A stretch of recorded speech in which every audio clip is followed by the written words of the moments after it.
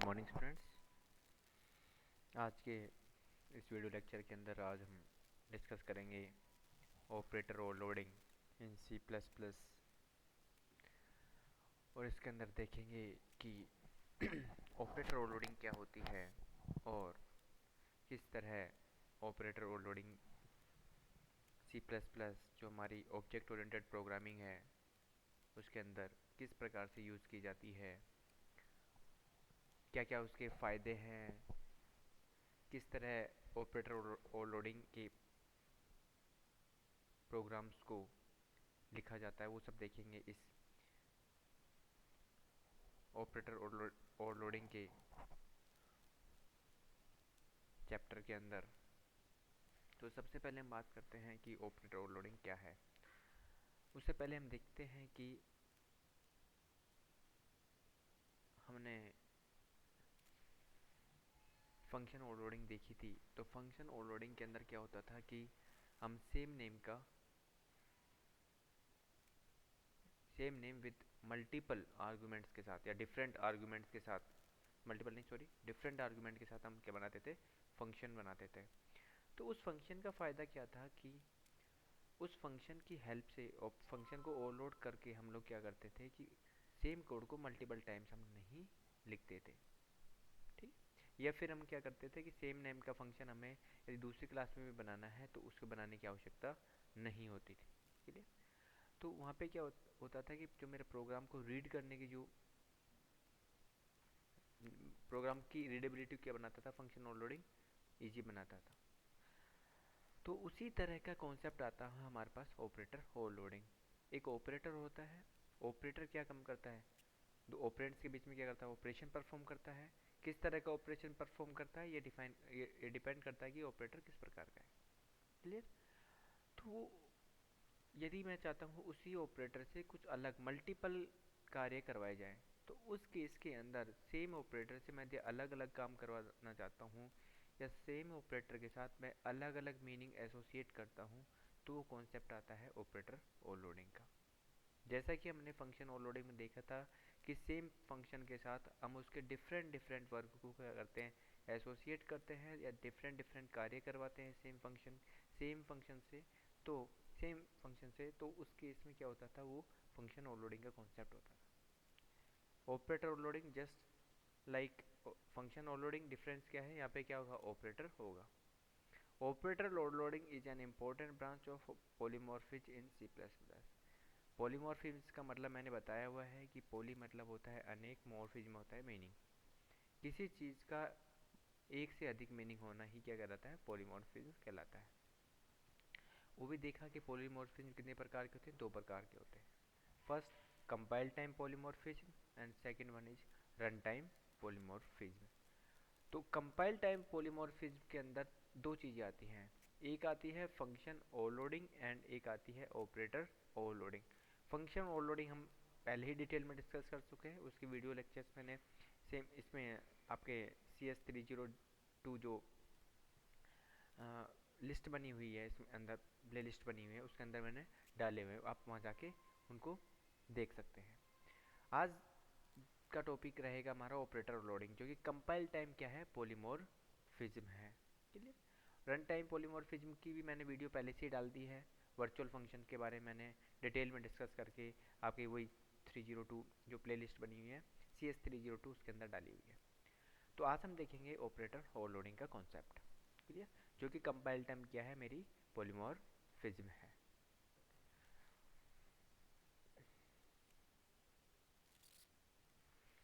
In simple word overloading से बात करते हैं। Overloading and operator means assigning additional operation और job to it relative to specific class user defined data type. मैंने क्या बताया, किसी ऑपरेटर को एक एडिशनल ऑपरेशन करने की क्या जॉब या टास्क देना ही क्या कहलाता है, मेरा ऑपरेटर ओवरलोडिंग कहलाता है। One of C++ great feature is it's extensibility. Operator overloading is a major functionality related to extensibility, clear. In C++, most of operator can be overloaded so that they can perform special operations relative to the classes you created, ठीक है। हम क्या होता है सी plus plus के अंदर जितने भी ऑपरेटर्स प्रेजेंट है मोस्टली हम ऑपरेटर्स को क्या करते हैं ओवरलोड कर सकते हैं। कुछ ऑपरेटर्स हैं जिनको हम लोग ओवरलोड नहीं कर सकते, जैसा है scope resolution operator, membership operators. कुछ ऑपरेटर्स हैं जिनको हम लोग ओवरलोड नहीं कर सकते, उनको हम उनकी लिस्ट एक बनाई हुई है मैंने, उन लिस्ट को हम बाद में डिस्कस करेंगे। Clear. For example plus operator can be overloaded to perform a operation on string concatenation along with its predefined job of adding two numeric values। देखो बात करते हैं, हमारे पास एक प्लस ऑपरेटर है। प्लस ऑपरेटर का मेन काम होता है दो नंबर को ऐड करना। क्लियर, सिंपल से यही काम होता है। ये दो नंबर को ऐड करना क्या है, एक प्री डिफाइंड टास्क है। पहले से ही पता है कि एडिशन का काम दो नंबर को जोड़ना है, एडिशन ऑपरेटर का काम दो नंबरों को जोड़ना है। अब यदि मैं प्लस ऑपरेटर को एक एक्स्ट्रा या एडिशनल टास्क करने के लिए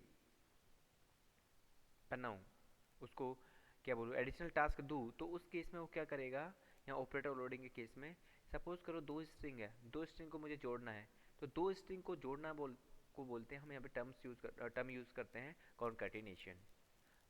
तो यदि मैं दो स्ट्रिंग को जोड़ना चाहता हूँ प्लस ऑपरेटर के थ्रू, तो उस केस में मैं क्या करूँगा, वहाँ पे जोड़ने का काम नहीं करेगा, वहाँ पे काम करेगा दो स्ट्रिंग को कॉन्कैटिनेट करने का काम करेगा।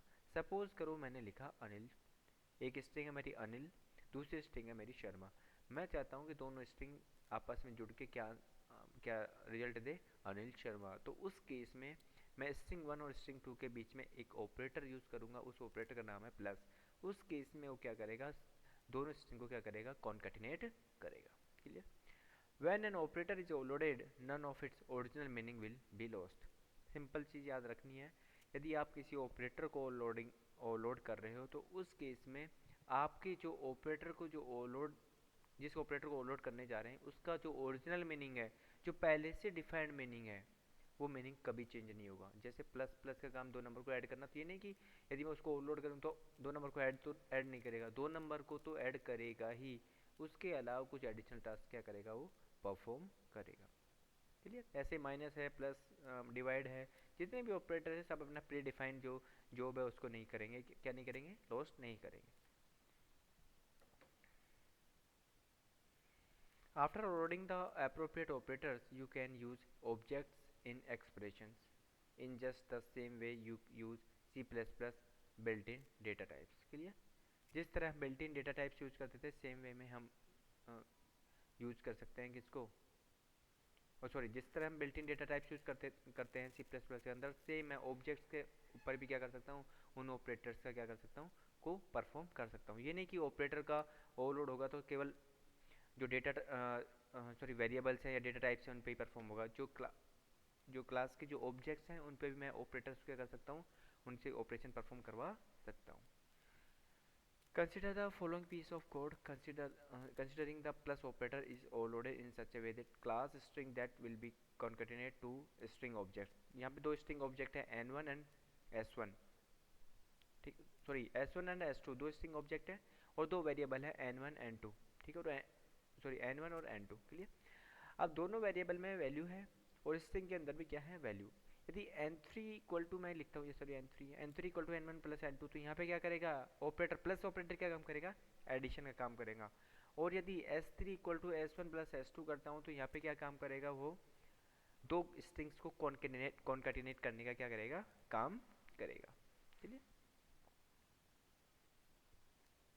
अब देखते हैं कि जो हमारे पास ऑपरेटर्स होते हैं, ऑपरेटर्स कितने प्रकार के होते हैं, मेनली हम दो प्रकार के ऑपरेटर्स होते हैं, एक बाइनरी ऑपरेटर होता है, एक यूनरी ऑपरेटर होता है। दोनों में डिफरेंस क्या है, बाइनरी ऑपरेटर के अंदर हमारे पास कितने, हम जो ऑपरेशन परफॉर्म करते हैं तो उसके लिए दो ऑपरेंड्स की आवश्यकता होती है। दो ऑपरेंड्स का मतलब होता है जिनके ऊपर मैं क्या करूँगा, ऑपरेशन परफॉर्म करूँगा, ये दो वेरिएबल बोल लो आप। क्लियर। सेम उसी तरह यूनरी ऑपरेटर क्या होता है, यूनरी ऑपरेटर क्या होता है, यूनरी ऑपरेटर को परफॉर्म करने के लिए केवल एक ही किसकी ज़रूरत होती है, ऑपरेंड्स की ज़रूरत होती है, या एक ही वेरिएबल की ज़रूरत होती है। जैसे मैं बात करूँ प्लस प्लस, प्लस प्लस एक यूनरी ऑपरेटर है, क्यों, क्योंकि प्लस प्लस मैं लिखता हूँ प्लस प्लस ए, तो ए क्या है, ए की ऑपरेंड है, तो उसको क्या करता है, इंक्रीमेंट, प्री डिक्रीमेंट, आपने पढ़ा होगा, pre increment, pre decrement, post increment, post decrement, वो सारी चीज़ें किसके अंडर आती है मेरे पास, यूनरी ऑपरेटर के अंदर। जैसे बाइनरी की बात करूँ तो plus minus divide multiply mode, ये सब चीज़ें आती है किसके अंदर, बाइनरी ऑपरेटर्स के अंदर। ठीक है, अब देखो overloading operators, operators come in three flavours, मैंने बताया यूनरी, बाइनरी और टर्नरी। एक चीज़ और आती है टर्नरी ऑपरेटर, जिसे हम लोग कंडीशनल ऑपरेटर भी बोलते हैं। You can free to overload most of the built-in operators, but you cannot create new operators of your own. Simple चीज़ याद रखना है, सिंपल सा रूल मुझे याद रखना है कि यदि आपको ऑपरेटर को ओवरलोड करना है तो पहले से जो डिफाइंड ऑपरेटर है उनको हम क्या कर सकते हैं, ओवरलोड कर सकते हैं। ये नहीं कि आप लोग कोई अलग से ऑपरेटर बनाएं या क्रिएट करें और उसको क्या करें, ओवरलोड करें, वो चीज़ क्या नहीं है, पॉसिबल नहीं है। Therefore, alone, although you can give your class an increment operator, you cannot create a squared operator. ठीक है, क्लियर, क्लियर हो गया होगा सब लोगों को। आप ये नहीं कि जैसे प्री इंक्रीमेंट है, ये नहीं कि आप स्क्वायर, किसी नंबर को स्क्वायर करने का ऑपरेटर क्रिएट कर दो या किसी नंबर को क्यूब करने का ऑपरेटर क्रिएट कर दो। उस तरह की चीज़ें अभी क्रिएट करते भी हो तो ये नहीं कि वो चीज़ क्या हो जाएगी, ओवरलोड हो जाएगी। Only predefined operators are overloaded. You can overload these operators to do anything you want, but it is a good programming practice for them to make sense. ठीक, कोई भी ऑपरेटर आप चाहते हैं उसको ओवरलोड कर सकते हैं, लेकिन अब जो अपनी प्रोग्रामिंग का जो कॉन्सेप्ट है या जो प्रोग्रामिंग है उसका की जो प्रैक्टिस है वो इस तरह की है कि उसका कुछ सेंस निकलना चाहिए। आप ऐसे ऑपरेटर ओवरलोड करना है जिससे कोई काम ही नहीं है, तो उसका कोई सेंस है क्या, नहीं है। तो चीज़ वो चीज़ करनी है हमें जिसका कोई सेंस निकले या उस प्रोग्राम को कोई मीनिंग निकले, उस तरह से हम लोग ऑपरेटर ओवरलोडिंग परफॉर्म करनी है। That means you can have the plus plus operator to decrement, but it would make no sense to do so. Suppose करो प्लस प्लस ऑपरेटर है, प्लस प्लस ऑपरेटर का प्राइमरी काम क्या है, या जो प्री डिफाइंड जॉब क्या है, पोस्ट इंक्रीमेंट या प्री इंक्रीमेंट। ठीक, पोस्ट इंक्रीमेंट या प्री इंक्रीमेंट। सपोज करो इस काम के अलावा आपने उससे एक काम उसको जैसे ओवरलोड किया तो उसको दूसरा एडिशनल टास्क परफॉर्म करने के लिए कहा कि आप डिक्रीमेंट भी करो। डिक्रीमेंट करेगा, बिल्कुल वो डिक्रीमेंट करेगा, लेकिन उसका कोई मीनिंग थोड़ी निकल रहा है उससे, उसी प्लस वाले से आप माइनस का काम करवा रहे हो नहीं। यदि आप प्री इंक्रीमेंट, प्री डिक्रीमेंट के और प्री इंक्रीमेंट और प्री डिक्रीमेंट के अलावा कोई दूसरा काम करवाते हैं जो कोई दूसरा ऑपरेटर नहीं परफॉर्म करता, वो चीज़ क्या रहेगी, सेंसफुल रहेगी। Operator functions. Operators are overloaded by creating operator functions. An operator function defines the operation that the overloaded operator will perform relative to the class upon which it will work. ठीक, ये चीज़ हम देखेंगे कि किस प्रकार से हम ऑपरेटर ओवरलोडिंग के लिए फंक्शन को लिखते हैं, उसको ही बोलते हैं operator function, sorry operator function. वो देखते हैं हम लोग किस तरह। यहाँ पे operator function can be either, दो तरह के ऑपरेटर फंक्शंस होते हैं, एक member function of a class और दूसरा होता है non member function of a class. Mostly हम जो नॉन मेंबर फंक्शन होता है क्या होता है, फ्रेंड फंक्शन होता है। मैंने ये बताया फ्रेंड फंक्शन क्या होता है, फ्रेंड फंक्शन वो फंक्शन होता है जो उस क्लास का नहीं होता लेकिन उस क्लास में एज ए फ्रेंड क्या करता है, वर्क करता है।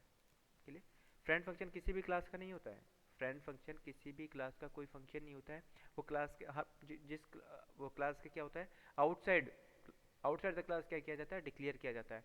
यदि जिस क्लास को भी उसका फ्रेंड बनना है उसको क्या कर लेता है, वो कॉल कर लेता है किसका यूज करके, फ्रेंड कीवर्ड का यूज करके। तो अंदर कंपाइलर को पता लग जाता है यह फंक्शन इस क्लास का फंक्शन नहीं है बल्कि क्या है, इस क्लास का फ्रेंड है, इसकी डेफिनेशन आउटसाइड द क्लास दी हुई है। सिंपल, ये सिंपल से याद रखना है नॉन मेंबर फंक्शन, क्योंकि क्या होता है मोस्टली फ्रेंड फंक्शन होता है। The way operator function are return differ between member और नॉन मेंबर फंक्शन। ऑपरेटर जो फंक्शन लिखा जाएगा, मैंने यही बताया कि अलग अलग, फ्रेंड फंक्शन के लिए अलग लिखा जाएगा और जो मेंबर फंक्शन है क्लास का उसके लिए अलग तरह से लिखा जाएगा। अब member operator function of binary operator, उस चीज़ की हम बात करते हैं किस तरह से लिखा जाता है। उस मेंबर फंक्शन को लिखते हैं, पहले तो उसका टाइप डिफाइन करते हैं, उस फंक्शन का टाइप किस तरह का, इंटीजर है, फ्लोट है, कैरेक्टर है, किस टाइप का फंक्शन है। उसके बाद उस क्लास का नेम लिखेंगे, उस क्लास का नेम क्या है, किस क्लास के अंदर आप फंक्शन को ओवरलोड करना चाह रहे हैं। उसके बाद लिखेंगे आप लोग स्कोप रेजोल्यूशन ऑपरेटर, फिर लिखेंगे हम कीवर्ड ऑपरेटर, फिर जिस फंक्शन को आप ओवरलोड करना चाह रहे हैं, हैश का साइन जहाँ बना हुआ है, तो वो वहाँ पे वो लिखेंगे, उस ऑपरेटर का नाम लिखेंगे जिस ऑपरेटर को आप लोग ओवरलोड करना चाह रहे हैं। मान लो मैं प्लस ऑपरेटर ओवरलोड करना चाह रहा हूँ, तो आप क्या लिखोगे, ऑपरेटर प्लस, माइनस को माइनस का साइन, डिवाइड तो डिवाइड, कोई अलग ऑपरेटर है तो उसका ऑपरेटर का नेम। क्लियर। और ब्रैकेट में लिखेंगे आर्गुमेंट लिस्ट, जितने भी आप आर्गुमेंट देना चाह रहे हैं उस फंक्शन को, वो चीज़। और यहाँ पे ऑपरेट, जो भी ऑपरेशन आप परफॉर्म करना चाह रहे हो, ये है member operator function. Next lecture में हम डिस्कस करेंगे इससे आगे का पार्ट। Thank you.